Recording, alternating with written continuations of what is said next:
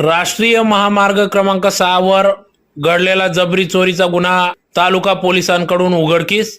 Police निरीक्षक अभिषेक पाटील यांची धडाकेबाज कारवाई. 36,000 रुपयाचा माल हस्तगत. दिनांक 25 डिसेंबर 2024 रोजी सकाळी 6:30 वाजेच्या सुमारास तक्रारदार तेजस महेंद्र सोनवणे वय 22 राहणार दापोरे जिल्हा जळगाव हे नाशिक येथून बलेनो गाडीने येत असताना झोपेची डुलकी आल्याने त्यांनी बाळापूर तालुका जिल्हा धुळे शिवारातील हॉटेल कल्पेश जवळ गाडी उभी करून गाडीत झोपलेले असताना अनोळखी आरोपींनी तक्रारदार यांच्या गाडीचा दरवाजा उघडवून त्यांना मारहाण करून त्यांचा 36,000 रुपये किमतीचा विवो कंपनीचा मोबाईल, 3,000 रुपये लुटून पडून गेले. याबाबत तालुका पोलीस स्टेशन येथे गुन्हा दाखल करण्यात आला होता.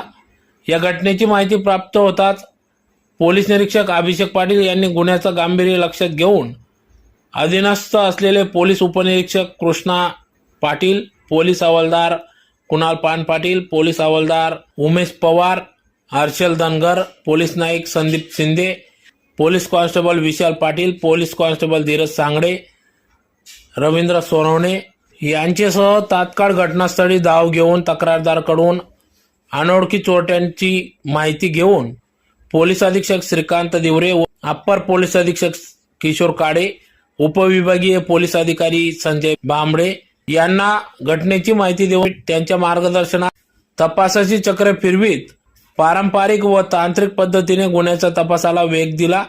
तर या अभिलेखावरील गुन्हेगारांना ताब्यात घेऊन त्यातील वसीम उर्फ वड्या सलीम रंगरेज वय 39 राहणार शब्बीरनगर 2000 बस्ती इकरा वॉटर प्लांट जवळ 100 फुटी रोड धुळे याला विश्वासात घेऊन विचारपूस केली असता त्याने कबुली दिली व गुन्ह्यातील चोरीस गेलेला तक्रारदार यांचा विवो कंपनीचा मोबाईल आणि 500 रुपये रोख मिळून आल्याने गुन्ह्याच्या तपासात जप्त करून निष्पन्न झालेल्या आरोपीला गुन्ह्याच्या तपासात अटक करण्यात आले असल्याचे समजते. तर गुन्ह्यातील तपासात आरोपीकडून 36,000 रुपये किमतीचा विवो कंपनीचा मोबाईल, 500 रुपये रोख रक्कम असा 36,500 रुपयाचा मुद्देमाल हा जप्त करण्यात आला असल्याचे समजते.